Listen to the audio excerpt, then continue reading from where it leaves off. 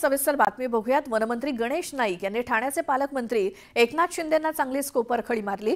मी ठाणे जिल्ह्याचा 15 वर्ष पालकमंत्री होतो, दुसरा कुणी इतकी वर्ष पालकमंत्री होणारा नाही असं वक्तव्य गणेश नाईकांनी केलं आणि त्यावरून नव्या वादाला सुरुवात झाली आहे।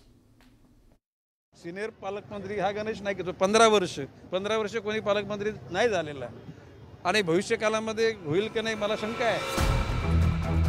वनमंत्री गणेश नाईक यांनी 15 वर्ष कुणीही पालकमंत्री झाला नाही असं ठासून सांगितलं। हे वक्तव्य करण्यासाठी त्यांनी निवड केली ती कपिल पाटील चषक क्रिकेट स्पर्धेची। आता क्रिकेटच्या स्पर्धेचं उद्घाटन करताना गणेश नाईकांनी राजकीय सिक्सर लगावले नसते तरच नाही। मी ठाणे जिल्ह्याचा पालकमंत्री असताना प्रत्येक तालुक्यात जनता दरबार घेतले जायचे। आता पालघरमध्ये, त्यानंतर नवी मुंबई आणि ठाण्यात जनता दरबार पार पडले। सर्व जिल्ह्यात, सर्व तालुक्यांमध्ये मी जनता दरबार घेणार आहे।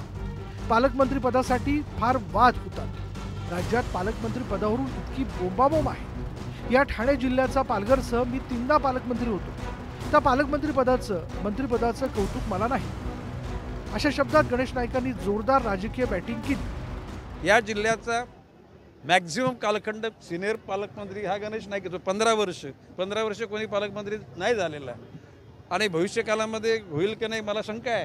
काय बोलतो मी?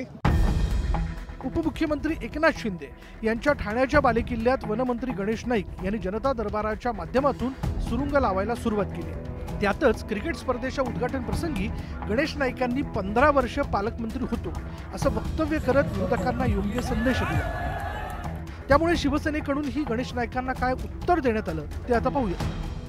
आपण जनतेसाठी 15 वर्षामध्ये काय काय केलं, किती विकासाच्या गोष्टी केल्या, जनतेच्या भल्यासाठी, प्रगतीसाठी, विकासासाठी आपण काय केलं हे फार महत्त्वाचं आहे।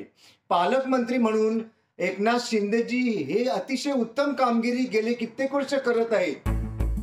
ठाणे जिल्ह्यावर राजकीय वर्चस्व मिळवण्यासाठी शिवसेना आणि भाजपमध्ये एक प्रकारे राजकीय स्पर्धा सुरू झाली आहे।